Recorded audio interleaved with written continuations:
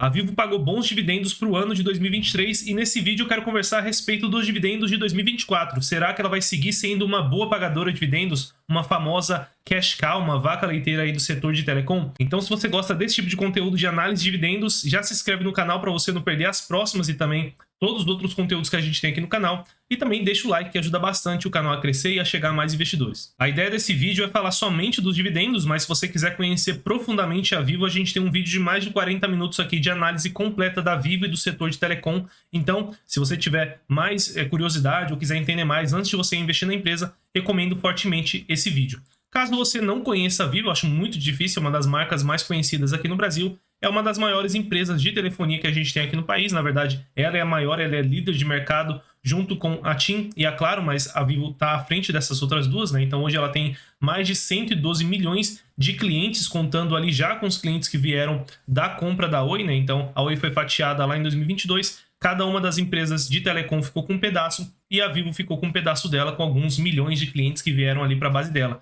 Então hoje ela é uma das top 3 marcas no Brasil de telecom, sendo que ela é a primeira, né? Ela fala top 3 aqui para ser humilde. Mais de 1.800 lojas, então aquelas lojas de rua para atendimento, para venda de chip, para venda de aparelhos. São 22 milhões de usuários únicos no aplicativo, então ela consegue contato ali com esses clientes para oferecer outros serviços financeiros, serviços de seguro, por exemplo. Então ela tem explorado um pouco mais essa base e ela é líder aqui no mercado de móvel, ou seja, no mercado de chips ali para celulares, então 98 milhões de acessos, e no mercado aqui de fibra com a linha dela Vivo Fibra, ela também já é líder de mercado com 6 milhões de acessos. O mercado é muito fragmentado, tem milhões de outras empresas, milhares de outras empresas, mas a empresa que concentra ali a maior quantidade de casas passadas atualmente é a Vivo. A Vivo ela dá cerca de 13 bilhões de reais de receita por trimestre, então é uma empresa realmente muito grande, sendo que mais da metade, aqui um pouco mais da metade da receita são ali dos planos pós-pago, 11% dos planos pré-pago de celulares, 6% de aparelhos. Então quando o cliente vai na loja, compra um aparelho já com plano ali embutido, ela acaba também receitando um pouquinho. Ela ainda tem um pouquinho de receita aqui de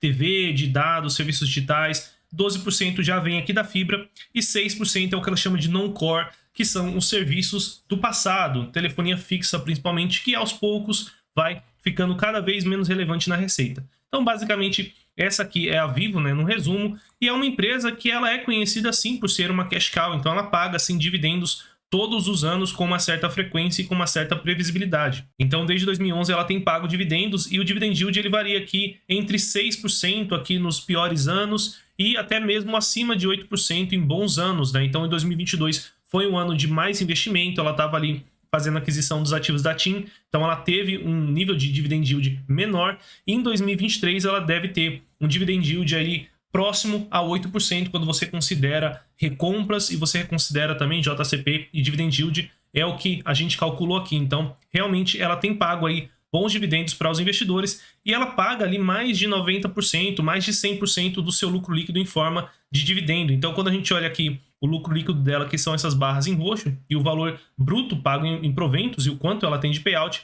é uma empresa que ela paga mais do que ela lucra, e isso é saudável, porque a Vivo é uma empresa que ela tem muita depreciação lançada ali no resultado dela, porque ela investiu anos ali na tecnologia 2G, depois 3G, depois 4G e agora 5G, e ela deprecia bastante isso acaba impactando o lucro, mas é uma despesa não caixa. Então só nos 9 meses de 2023, para vocês terem ideia, teve aqui uma depreciação de cerca de 4,5 bilhões, fora a amortização aqui de 2 bilhões, então quando você acaba considerando esses dois valores, né, a depreciação e a amortização no resultado da Vivo, ela acaba lucrando muito menos do que o que ela gera de caixa. Então eu não gosto muito de utilizar o lucro líquido aqui para me balizar do quanto que eu espero de pagamento de dividendo para a Vivo. Eu prefiro muito mais fluxo de caixa, apesar de que o guidance da empresa é sim com base no lucro líquido, então eles esperam pagar aqui cerca de 100% e até mais de 100% do lucro líquido todo ano entre 2024 e 2026. Então, a Vivo até considera isso, mas eu prefiro muito mais olhar o fluxo de caixa da Vivo para definir e tentar entender qual é o possível dividendo dessa empresa.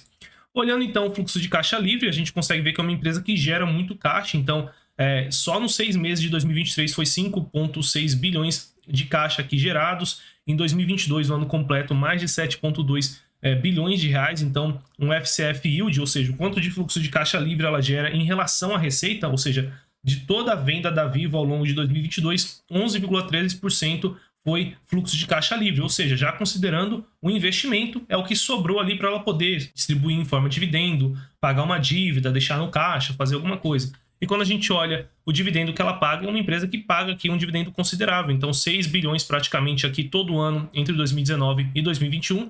2022 ela deu uma reduzida por conta ali da questão da Oi, né, para se comprometer com a compra ali dos ativos. E nos 6 meses de 2023 ela já tinha pago ali cerca de 4 bilhões e meio de dividendos mais recompras. Então eu fiz uma planilha com os dados que eu julgo mais importantes para a gente tentar entender qual é o possível dividend yield que a Vivo pode pagar ao longo de 2024. Aqui a gente tem algumas informações básicas, as mais importantes da minha visão. Então a gente parte da receita líquida. Então vamos pegar o exemplo do ano de 2019.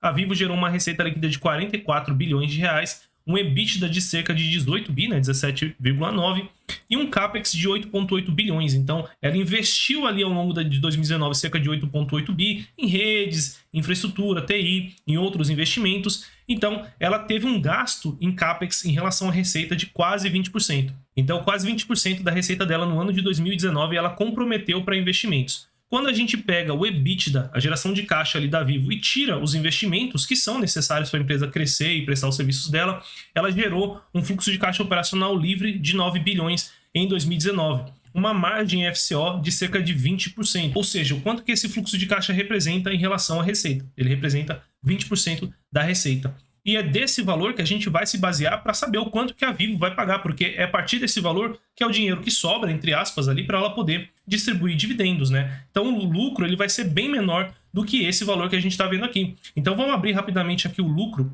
da Vivo no ano de 2019 para vocês terem uma ideia. Em 2019 o lucro líquido da Vivo foi cerca de 5 bilhões, sendo que o fluxo de caixa operacional livre dela foi 9 bi. Então ela gera muito mais caixa do que ela tem ali de lucro líquido. E ela pagou de dividendo 6 bi, então ela pagou mais do que ela lucrou naquele ano e gerou um dividend yield ali de cerca de 6,1%, sendo que ela teve um payout em relação, né, ao quanto que ela gerou de caixa aqui de cerca de 66%, ou seja, ela pagou 6 bilhões de proventos e gerou 9 bilhões de geração de caixa livre. Ela pagou ali cerca de 66% da sua geração de caixa operacional. Eu fiz a mesma coisa, então trouxe as informações aqui para cada ano, então a gente consegue ver que tem alguns anos aqui que ela tem uma pressão maior de investimentos, então em 2021 ela teve que pagar ali licenças, né, mais do que nos anos anteriores, também teve a questão dos ativos da Oi, então ela teve uma pressão maior ali em 2021 e 2022 e acabou tendo um nível de distribuição um pouco estagnado aqui nesses últimos 4 anos, entre 2019 e 2022. Quando a gente pega aqui o total yield dela, considerando dividendos mais recompras,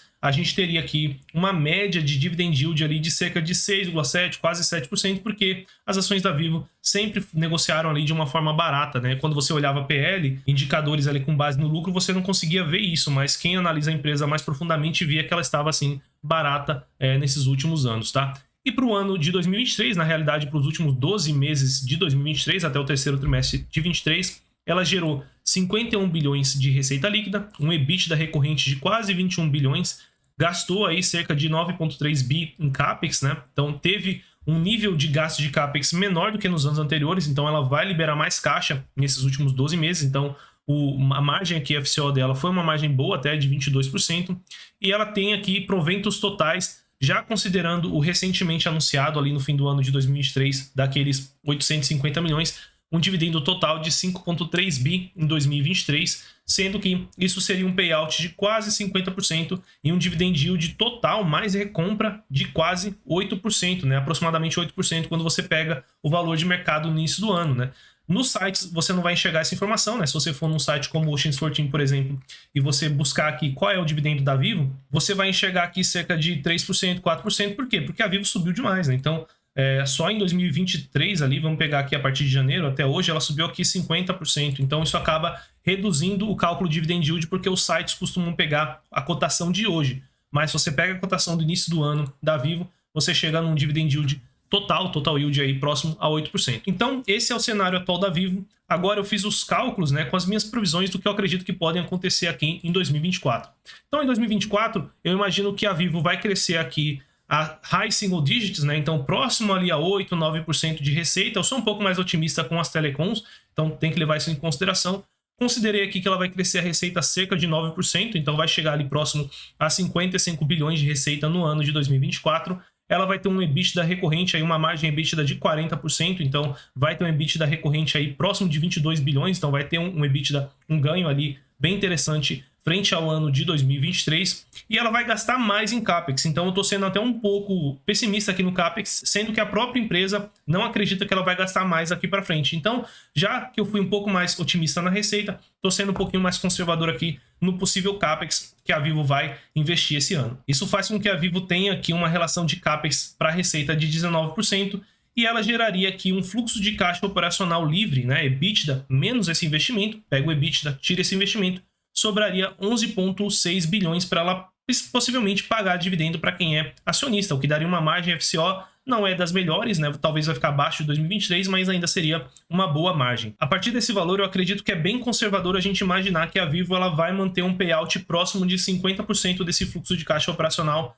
para o ano de 2024, o que daria um dividendo na casa de 5,8 bilhões de reais e um dividend yield de cerca de 6,5% com os valores da empresa de hoje, né? Com a cotação de hoje, caso você fosse investir na empresa. E aqui nesse 5,8 bi, eu já estou considerando dividendos, JCP, possíveis recompras e também a redução de capital de 1,5 bilhões que ela já informou que vai acontecer ao longo de 2024, sendo que a própria empresa tem a intenção de fazer redução de capital de até 5 bilhões. Então pode sim ter uma surpresa positiva ao longo de 2024 e, na realidade, esse dividendo não ser 5,8 bilhões, ser, por exemplo, 7 bilhões, e aí a gente já teria um dividend yield um pouquinho melhor. Mas o cenário base é esse aqui, um dividend yield próximo a 7%. Eu sou um pouco mais otimista com as telecoms, não teria problema nenhum para trazer aqui um número mais próximo de 7%, mas pelo cálculo que eu cheguei, foi nesse dividend yield aqui, que não é um dividendo ruim para uma empresa, é uma empresa muito segura, que está num segmento super previsível, que cresce aí um pouco mais que a inflação